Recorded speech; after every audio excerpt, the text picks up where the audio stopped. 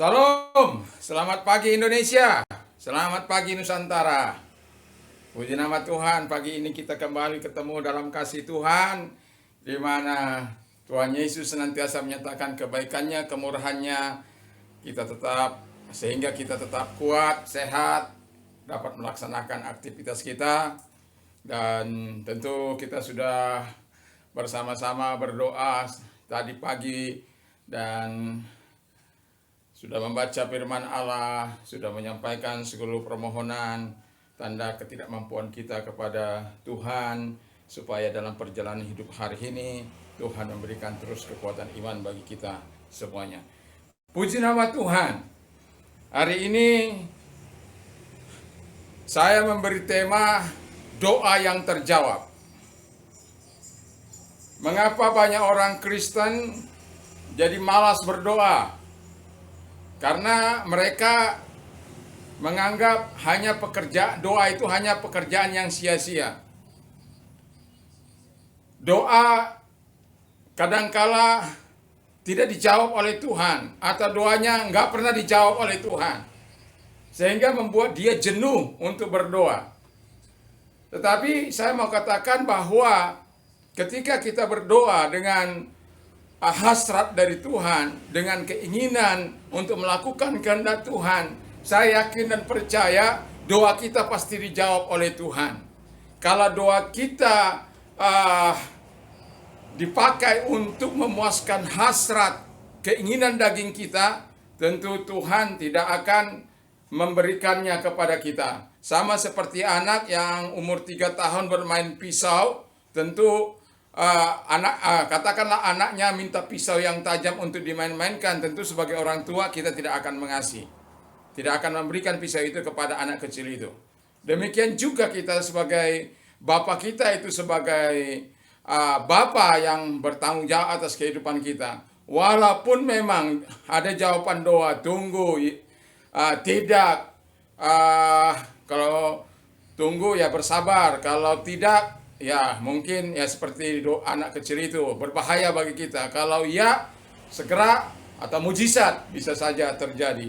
Nah, saya ada 3 hal yang mau saya katakan agar doa itu dijawab oleh Tuhan. Ada 3 hal supaya doa kita itu dijawab oleh Tuhan. Yang mau saya katakan, kita harus memiliki 3 hal ini agar doa kita dijawab oleh Tuhan. Sebelumnya mari kita baca dalam Alkitab Markus 11 ayat 20 sampai dengan 26. Saya akan bacakan. Pagi-pagi ketika Yesus dan murid-muridnya lewat, mereka melihat pohon ara tadi sudah kering sampai ke akar-akarnya. Maka teringatlah Petrus akan apa yang telah terjadi.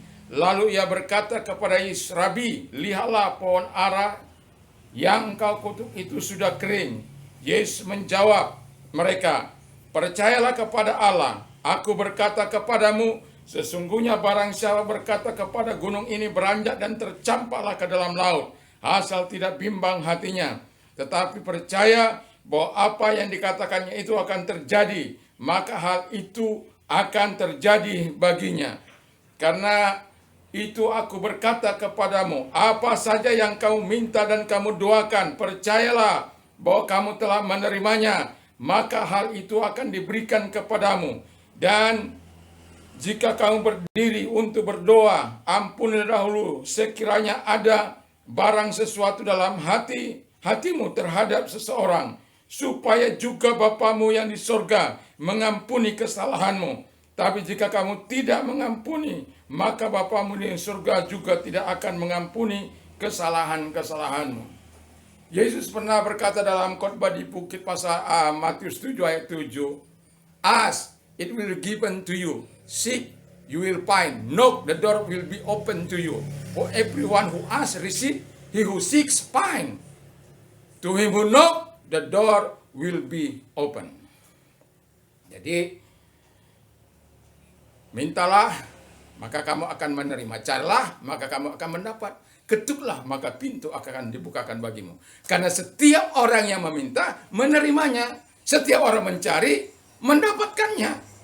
Dan Setiap orang mengetuk pintu, pintu dibukakan baginya.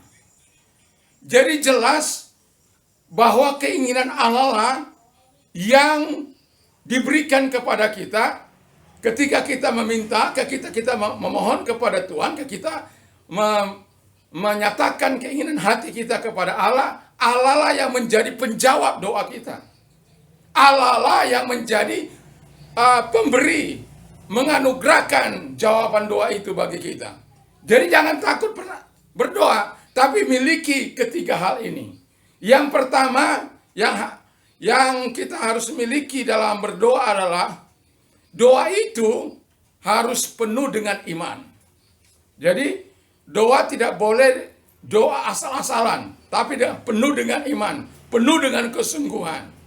Saya masih ingat ketika saya berdoa untuk meminta tempat yang sekarang saya tempati ini, itu saya bernasar kepada Tuhan, dan setiap bulan saya berdoa 3 hari 3 malam, tidak makan, tidak minum, karena saya tahu saya tidak punya uang, saya tidak punya apa-apa, tapi saya tahu Tuhan punya segala-gala, emas perak Dia punya. Lalu Tuhan begitu baik ya. Setelah saya menyatakan permohonan ini kepada Tuhan, saya mau sebuah tempat, ada batasnya waktu itu dari tempat saya yang dulu sampai Mie Ayam Jakarta. Waktu itu di jajaran saya ini Mie Ayam Jakarta. Jadi setiap kali saya lewat dari tempat di mana saya sekarang ini ada, waktu menjemput istri saya atau mengantar istri saya ke pasar atau kemana saja, maka saya akan selalu menaikkan tangan saya melewati sampai ke tempat asal saya atau ke rumah atau setelah habis Mie Ayam Jakarta itu, tangan saya akan turun. Nah, 1 bulan, 2 bulan, 3 bulan, 4 bulan, 5 bulan tidak ada apa-apa dan belum ada tanda-tanda juga. Tapi yang mau saya bilang adalah anak saya minta kijang putih, masih kecil waktu itu. Tapi kalau kita tidak bilang sebutkan kijang putih Bapak, sebutkan kijang putih, dia akan berguluk-guluk, dia akan menangis sejadi-jadinya. Sampai kadang-kala kita tertawa, tersenyum, tapi biar dia puas kita. Kadang-kala walaupun kita nggak sungguh-sungguh, tapi dia imannya itu loh. Akhirnya Anda tahu bulan ke-6 itu mobil putih datang. Ya. Jadi mobil putih itu datang. Nah, kita ikuti terus untuk mengharapkan rumah ini. Lalu bulan ke-9, yang mau saya katakan bulan ke-9, sesuatu terjadi. Saya ke tempat saya Yosua 139 ini sudah lama tidak kemari. Walaupun dulunya saya sering menginjili orang yang punya rumah ini karena dia agama tertentu. Tetapi sampai dia menyerahkan memberi rumah ini pun dia belum percaya Yesus. Tapi setelah dia menjual rumah ini dan dia pindah ke Surabaya, saya mendengar dia percaya kepada Tuhan Yesus Kristus. Puji nama Tuhan. Jadi yang mau saya katakan pada bulan ke-9 itu tahun 1999 ya. Itu bulan ke-9 itu saya datang ke tempat ini. Lalu kemudian saya mengetuk pintu tetapi tidak ada jawaban. Saya lama mengetuk tapi tidak ada jawaban. Tapi setelah saya mau pulang, tiba-tiba pintu terbuka. Jadi ketika pintu terbuka, saya kembali turun dari mobil saya, dan kemudian saya duduk. Setelah itu saya dilihatnya saya, lalu Yesus Sancti sambil dia Yesus Sancti, Yesus Sancti. Ada apa, Jim? Yesus Sancti. Bayangkan dia sudah berusia 84 tahun, tinggal sendirian. Jadi Yesus Sancti sambil dia berjoget-joget, sambil dia Yesus Sancti. Sampai saya nggak di rungu. Tapi dia hanya bilang Yesus Sancti karena melihat saya. Tapi saya tetap masuk ke dalam rumah karena dia sambil masuk. Tapi sambil dia katakan Yesus Sancti. Nah, setelah dia beberapa waktu, dia katakan silakan duduk. Loh, ada apa, Cim? Nah, lalu dia cerita. bahwa dari malam dia dikatakan bahwa dia mati suri, ya. Matilah, istilahnya mati selama diperkirakan 4 sampai 5 jam itu. Nah, kira-kira saya jam 8 itu ada datang ke rumah, jam 8 atau jam 9 itulah. Jadi saya datang ke rumah dan makanya dibilang Yesus Sancti. Pada hari itu juga saya nggak tahu kenapa harus mampir di situ gitu loh. Karena saya sudah lama karena saya sudah menawar-nawar rumah ini 200 juta, kalau sudah kita 250. Padahal kita nggak punya uang gitu loh. Tapi kita hanya percaya saja bahwa Tuhan adalah penyedianya gitu. Nah, apa yang terjadi? Setelah orang ini bilang sama saya, uangmu ada berapa? Saya nggak punya uang. Oh, dia, bagaimana ini? Tuhan Yesus katakan rumah ini harus dijual sama nih. Loh, terus saya bilang, berapa Jim? Saya bilang begitu langsung kan. Ya, uang berapa? Saya nggak punya uang, cuma ada mobil. Ya, mobil itu gitu. Nah, jadi mobil itu kalau dijual berapa? Ya, jual cepat 40 juta lah. Jangan sih 40 juta. Jadi akhirnya jadilah rumah itu 50 juta. 50 juta sambil menunggu mobil itu, saya down payment laku. Karena dia juga setuju, maka saya kasih 500.000. Tapi di tengah perjalanan beberapa waktu, mungkin dia dipengaruhi orang, lalu berkata, ya masa ada rumah di pinggir jalan 50 juta. Memang ini satu area, ya satu area, hampir satu area 20 ya. Jadi masa ada rumah di pinggir jalan 50 juta. Lalu dia datang ke rumah, dia katakan, orang bilang itu terlalu murah. Loh, Cem, kan bukan saya yang mengatakan 50 juta. Kan Cem yang katakan. Gini saja Cem, kembalikan uang saya yang 50 juta, yang 500.000, lalu ya Cem, kita bebas gitu. Nah, lalu ya Cem urusan dengan Tuhan Yesus. Oh, jangan. Ya sudah jadi. Akhirnya pendek kata, jadilah rumah itu dengan pertolongan seseorang pengusaha, didahului uang 50 juta, lalu kemudian mobil kita tidak laku-laku. Karena apa? Anak saya, sang pemilik mobil itu tidak mau mengatakan iya. Jadi ketika dia mengatakan iya, mobil itu laku. Tadinya 40 juta tidak laku, tapi ketika anak saya yang besar itu, si Samuel Reinhardt itu berkata iya, maka laku mobil itu seharga 55 juta. Uang itu saya bawa umpluk-umpluk kepada yang sudah menolong, lalu kemudian dia kembalikan 5 juta kepada saya dan 50 jutanya dia ambil. Jadi kita punya Tuhan yang luar biasa. Kita punya Yesus yang luar biasa. Jadi ketika kita berdoa dengan iman kita, dengan penuh kepercayaan kepada Tuhan, Tuhan Allah akan menjawab. Tentu Anda pernah membaca dalam Tawarik saat 4 ayat yang 10 bagaimana Yabes berdoa supaya Tuhan memberkatinya, memperluas daerahnya, lalu let your hand be with me, tanganmu bersama dengan aku, keep me from harm, lalu kemudian dikatakan lindungilah aku dari segala kecelakaan, so that I will free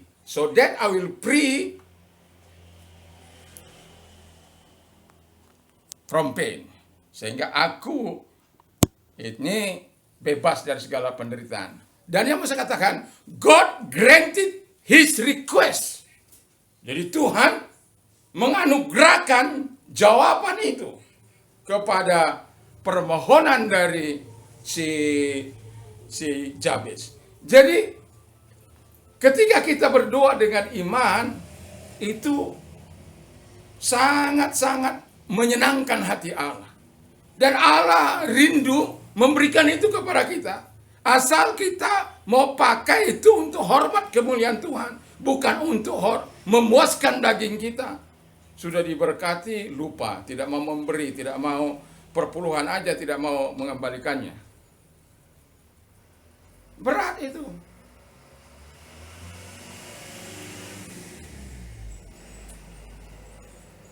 Tetapi saya mau katakan, doa yang sungguh-sungguh Dengan iman yang sungguh-sungguh akan membuat sorga terbuka bagimu. Sorga akan memberikan jawaban bagimu. Sorga akan memberikan yang terbaik bagimu. Agar namanya dimuliakan, agar namanya ditinggikan, agar namanya dimasukkan. Supaya engkau memiliki kesaksian, pengalaman bersama dengan Dia. Mengapa kekristenan menjadi lesu?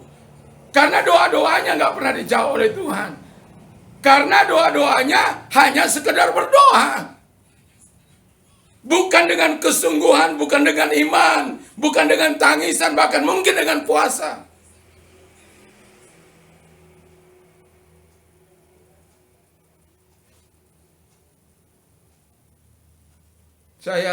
Rumah saya yang satu juga begitu. Oleh anugerah Tuhan. Makanya rumah itu sampai sekarang siapapun menempatinya nggak pernah bayar itu. Ini lebih luas lagi, 7,30 are. Ada pohon mangga, pohon apa di situ. Siapapun itu, dari agama apapun yang menempatinya. Ya sekarang saja masih ada hubungan keluarga yang menempati. Tapi yang dahulu dari agama apa saja. Selama dia tidak punya rumah, saya berikan kesempatan. Tapi kalau dia sudah punya rumah, harus keluar dari tempat itu. Jangan rumah kita dipakai, lalu rumahnya disewakan. Tidak bisa. Jadi kalau saya tahu bahwa mereka sudah punya rumah, maka saya akan minta tolong supaya ada lagi yang bisa menempati. Jadi saya tidak meminta apa. Kalau buah mangga itu buah apa pisang atau rambutan kelapa dibawa ke sini ya syukur. Nggak pernah juga saya mau minta-minta. Karena apa? Itu anugerah Tuhan, itu pemberian Tuhan. Jadi saya juga harus memberikan dengan cuma-cuma kepada orang ya walaupun hanya untuk menempati. Saya tahu itu hak milik saya, tetapi hak milik saya memang, tetapi bukan karena hak milik saya yang sudah Tuhan berikan itu, lalu saya mencari keuntungan dari situ tidak. Jadi orang tinggal di situ tanpa harus membayar sepeser pun. Jadi puji nama Tuhan. Jadi mari kita berdoa dengan iman yang sungguh. Yang kedua, doa yang penuh dengan pengharapan. Kalau doa kita nggak ada pengharapan, kata Yesus, bahwa pengharapan di dalam Dia adalah pengharapan yang tidak mengecewakan. Jadi doa kita itu harus penuh pengharapan. Saya mau katakan orang yang tidak punya harapan sedetik saja dalam hidupnya, tidak punya harapan, dia bisa mengakhiri hidupnya. Ada banyak orang yang kaya raya, Christine Onassis, dia kaya raya tapi bunuh diri. Ini yang di Jakarta yang melompat itu. Banyak uangnya, banyak hartanya, konglomerat, bunuh diri. Kenapa? Nggak ada harapan. Karena harta tidak memberikan harapan. Harta hanya mempertahankan hidup kita yang sementara ini. Harta kalau kita punya, seharusnya kita pakai untuk memuliakan Tuhan. Sehingga itu memberikan damai sejahtera, kesukaan. Karena perhubungan kita dengan Allah. Intimasi kita dengan Allah. Jadi kalau manusia tidak ada harapan dalam hidupnya, mudah akan mengakhiri hidupnya. Itu sebabnya doa kita, doa yang penuh harapan. Karena apa?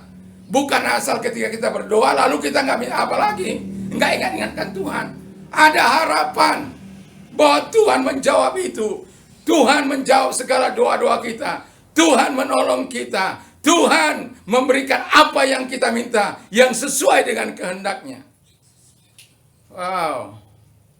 Jadi, jangan berdoa tanpa iman, jangan berdoa tanpa harapan.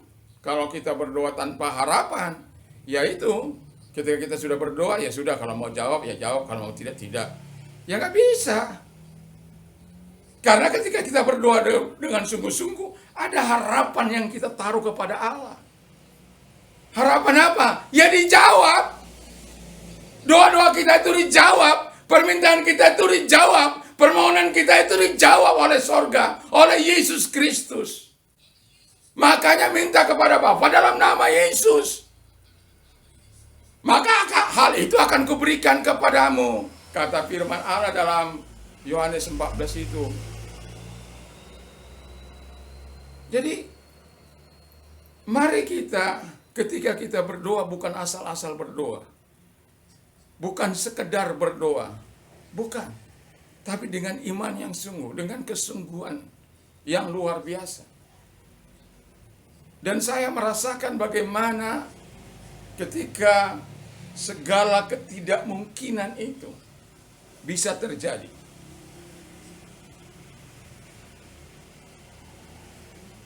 Ini membangun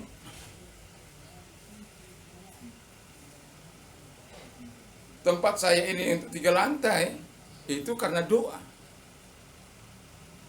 Tiba-tiba datang orang bawa koran, dibungkus koran. Om, bisa saya memberkati Om? Ya, puji Tuhan. Itu bisa membayar tukang, bisa membeli bahan-bahan. Lalu orang telepon saya, Om, saya dengar membangun Om ya. Iya. Bisa enggak terlibat? Tentu saya bilang bisa dong. Masa saya bilang enggak? Bisa. Tapi ya datang ke rumah Om ya, soalnya hujan.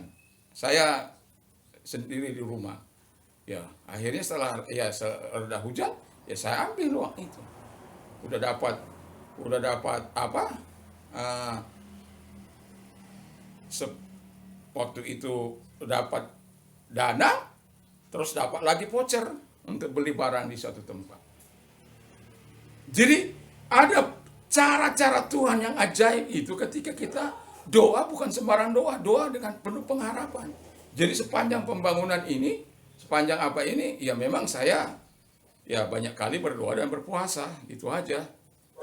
Yang saya tahu hanya Tuhan yang bisa menjawab doa. Yang saya tahu hanya Tuhan yang mampu merealisasikan apa yang saya pergumulkan kepada Tuhan.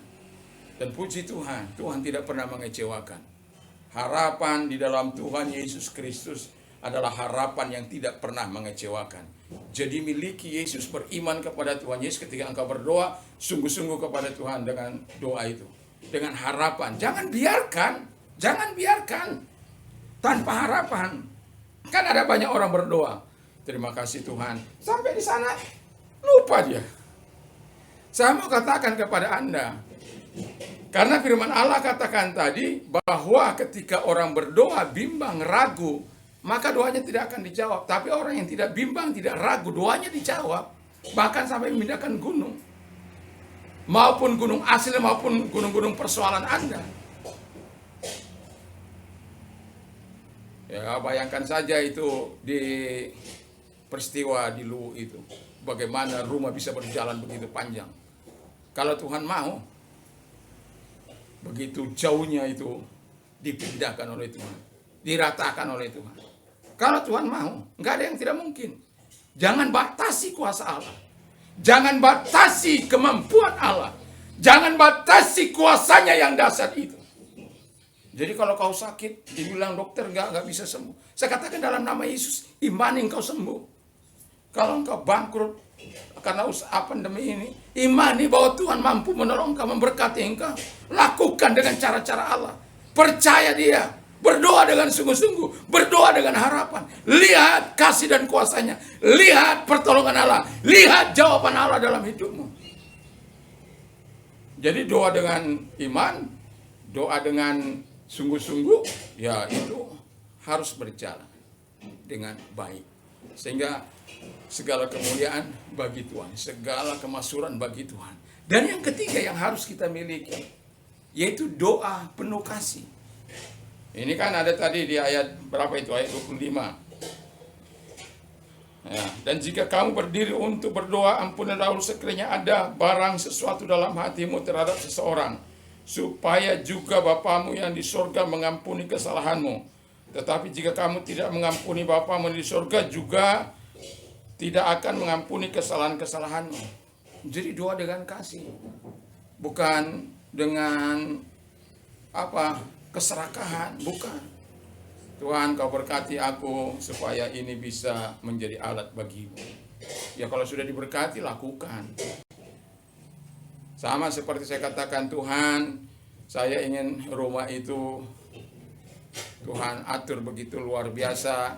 Dan kalau rumah itu saya akan gunakan, walaupun saat ini belum bisa dipakai untuk beribadah, tetapi saya mau katakan, saya juga akan ketika saya akan memberikan bagi orang lain, karena di tempat ini saya beribadah.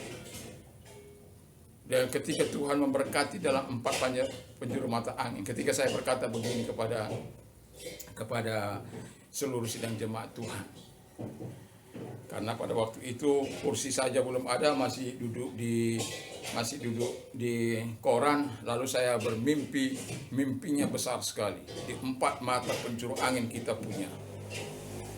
Lalu kemudian di tahun kelima kita punya gedungnya, gitu.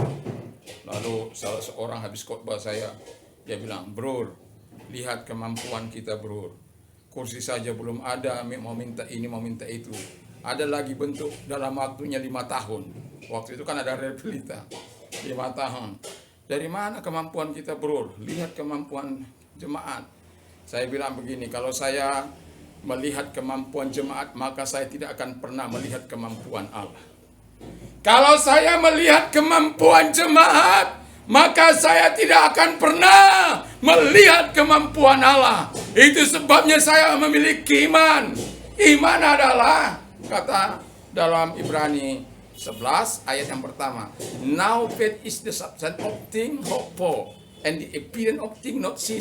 Iman adalah dasar segala sesuatu yang kita harapkan dan bukti segala sesuatu yang tidak kita lihat. Jadi kalau dalam bahasa Inggris, substance itu bahan. Doa itu bahan untuk sesuatu yang kita harapkan. Jadi kalau mau sesuatu yang kita harapkan, berdoa, nyatakan keinginanmu, nyatakan permohonanmu kepada Allah, nyatakan keinginan, supaya apa? Engkau dapat melihat. Kalau iman yang sudah dapat dilihat, ya nggak ada artinya. Itu kan bukti sesuatu yang tidak terlihat. Jadi doa itu adalah bukti sesuatu bahwa engkau percaya kepada Dia, bahwa engkau akan melihat apa yang engkau doakan. Ini berdoa nggak mau melihat apa yang, nggak ada harapan di situ. Ya sudah, nggak ada kasih di situ. Ya gagal. Toh akhirnya, diajak berdoa, nggak mau berdoa. Mari kita berdoa, nggak mau berdoa karena apa? Nggak ada pengalaman yang exciting dengan Tuhan. Nggak ada pengalaman yang menggairahkan dengan Tuhan. Akhirnya berdoa dibuat sebagai aras-arasan. Supaya dilihat oleh pendeta saya berdoa, supaya dilihat. Tapi nggak pernah memaknai kuasa doa itu. Tidak pernah merasakan nikmatnya kuasa doa itu. Jadi berdoalah dengan penuh iman, berdoalah dengan penuh pengharapan, dan berdoalah dengan penuh kasih. Jadi kalau kau sudah ada kalau ada orang yang bersalah kepadamu, dia melakukan kesalahan kepadamu, lalu kau sumpah-sumpah, lalu kau caci maki, kau tak ampuni dia, itu akan menghambat doamu. Itu tidak akan menjawab doamu. Ampuni saja dia. Lepaskan pengampunan supaya doa kasih kita ini bisa terjawab oleh Tuhan. Supaya doa kita menjadi doa yang terjawab. Ketika doa kita menjadi doa yang terjawab, saya yakin, saya percaya bahwa kita akan bergairah bertemu dengan Tuhan. Bergairah membangun intimasi kita dengan Tuhan. Karena apa? Berdoa bukan lagi sekedar berdoa, tapi berdoa dengan pertemuan dengan Allah. Berdoa merasakan hadirat Allah, berdoa merasakan hadirat Allah, berdoa dengan iman yang sungguh, berdoa dengan harapan kepada Allah Bapa di surga itu. Dan ketika kita melakukan itu, nikmatilah kebaikan-kebaikan Tuhan. Dengan doa engkau mampu menjamah surga. Dengan doa engkau mampu membuka pintu rahmat Tuhan. Dengan doa mampu membuka surga tercurah kepadamu. Asal engkau mau berdoa kepada Tuhan, asal engkau mau berdoa kepada Bapa di surga, asal engkau mau berdoa dengan sungguh kepada Dia. Jadi ada banyak hal kalau mau saya saksikan kebaikan-kebaikan Tuhan dalam perjalanan hidup ini mengiring Dia. Wah, luar biasa. Luar biasa. Dan saya bersyukur bahwa Tuhan itu adalah Tuhan yang tidak pernah mengecewakan. Anda mau doa Anda dijawab, miliki ketiga hal ini. Kalau mau doa Anda dijawab, kamu menikmati persekutuan yang indah dengan Tuhan, lakukan sebagaimana yang diharapkan oleh firman dalam Markus 11 ayat 20 sampai 26 tersebut. Karena jelas have faith in God, milikilah iman dalam Tuhan. Itulah doa dengan iman. Ya, pohon yang nggak bersalah karena dia kelihatan banyak buahnya, Yesus sudah lapar, padahal dia tidak musim berbuah itu. Saking sudah Yesus bilang begitu. Mulai saat ini jangan ada lagi orang yang memakan buah. Murid-muridnya mungkin itu hanya ya sekedar omongan Yesus lah itu. Tapi pagi-pagi mereka lihat sudah kering sampai ke akar-akarnya. Lalu Petrus itu ngomong sama Yesus. Makanya lahirlah statement-statement Yesus dalam bagaimana supaya doa itu terjawab.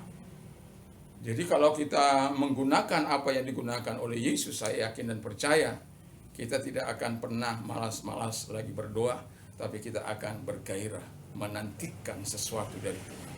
Karena Tuhan tidak pernah tidak menjawab doa. Satu contoh lagi dalam Alkitab ketika dalam 2 Tawarik 7 ayat yang ke-14 ya. Di sana dikatakan begini. Dikatakan di sana begini bahwa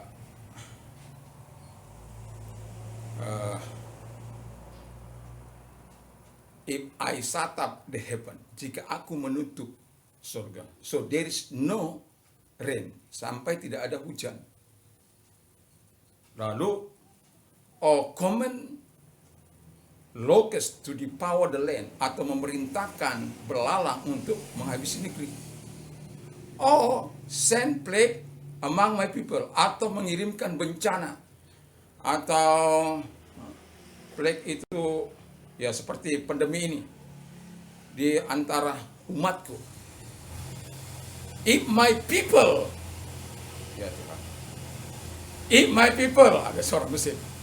If my people who are called by my name humble themselves. Jadi jika umatku yang dengan namaku disebut merendahkan diri, and pray, dan berdoa, and seek my face, dan mencari wajahku,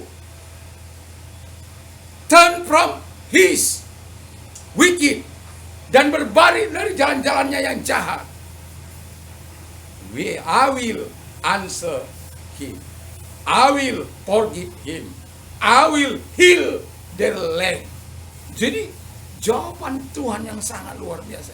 Jadi berdoalah bahwa ketika kita datang dengan segala kerendahan hati kita mencari wajah Tuhan di dalam doa-doa itu, Allah sedang mempersiapkan sesuatu. Dan jangan kita seperti menyimpan dosa, dan itu tidak akan bisa menjawab doa Anda. Tapi kalau Anda pakai untuk kemuliaan Allah dan hidup sebagaimana Anda merendahkan diri, Anda mencari wajah Tuhan, Anda berdoa, dan Anda berbalik dari jalan-jalan yang jahat, pastikan Tuhan akan menjawab hidup.